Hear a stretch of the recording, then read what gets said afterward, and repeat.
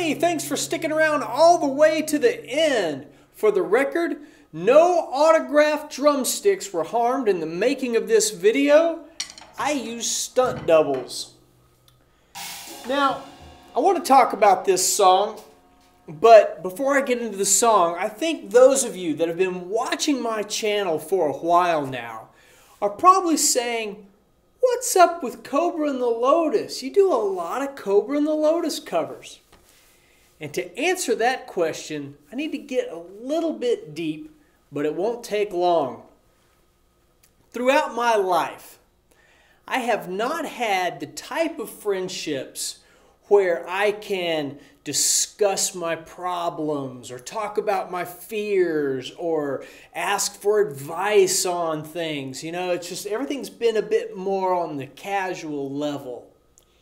And as a result, I had to fill that empty space in my life. And early on, still, early high school, I would say, I filled it with music.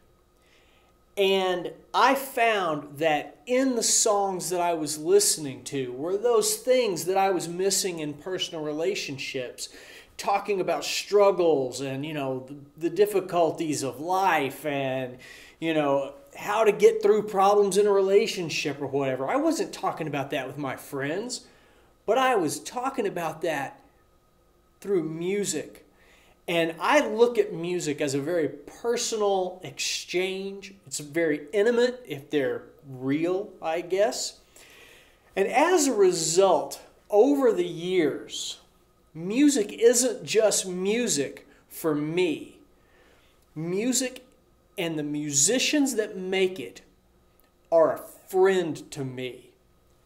And these days, it's that friendship aspect of music that is so incredibly important to me. And it's gotten to where I can only be a fan of a band if I like the people that are in the band. If I discover a new band, almost immediately when listening to the first song of theirs, I'm like, hey, that sounds great. I'm Googling, who is this band? Where are they from? What are they like? What are they into? What are their songs about?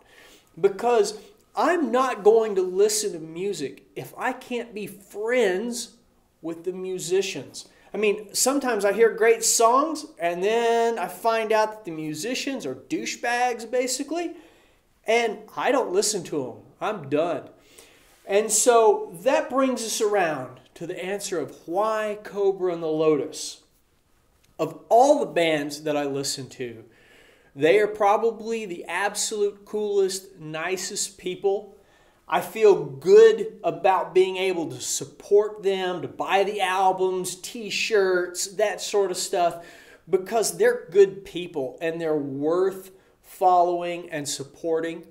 And so I feel like there's this sort of, special bond, although it's probably one way, me toward their music. But I like their music not just because of their music.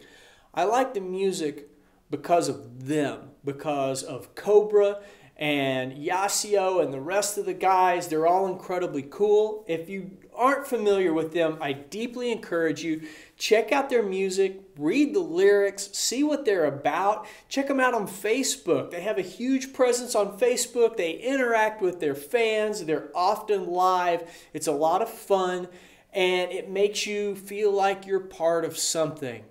So there's the answer for why KOBRA and the Lotus, why 3 songs by them already, plus some other stuff I've done. Now let's talk about this song. This is Let Me Love You. It's the acoustic version. It is the bonus track here in the US. And anytime I am adding drums to an acoustic track that didn't have drums on it, my primary concern and worry is to be sure that I am basically not painting a mustache on the Mona Lisa. Obviously the band did not intend for the acoustic version to have drums in it, or there would have been drums.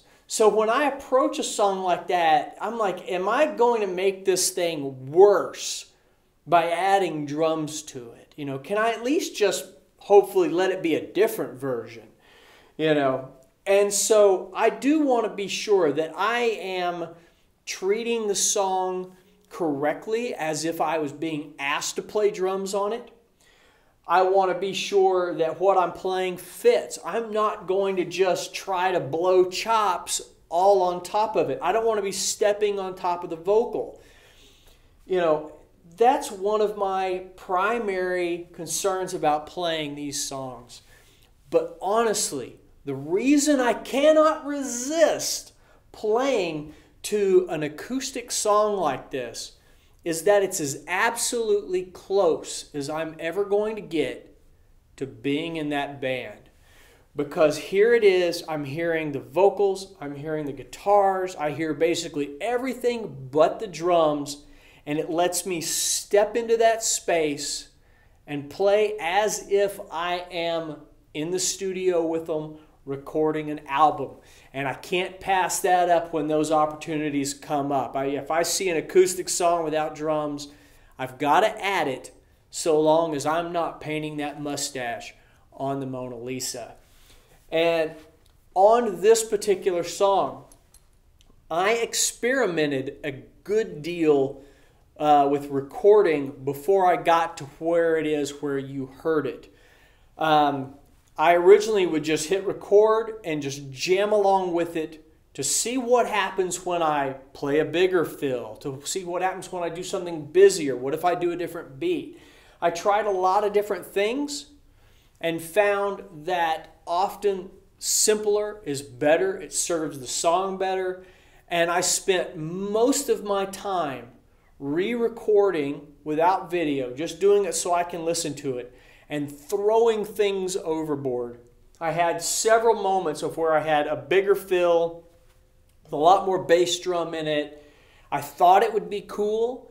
You know, it felt great to do it, but when I play it back and listen to it, it's just me stepping all over the song. And so I jettisoned a whole lot of stuff that I originally was playing around with. And I think I came up with something that hopefully is respectable to the song and is enjoyable. And so that's where we have arrived. So there's Cobra and the Lotus. There is Let Me Love You. And this was my third love letter to Cobra and the Lotus. Thanks so much, you guys, for watching. Have a good one.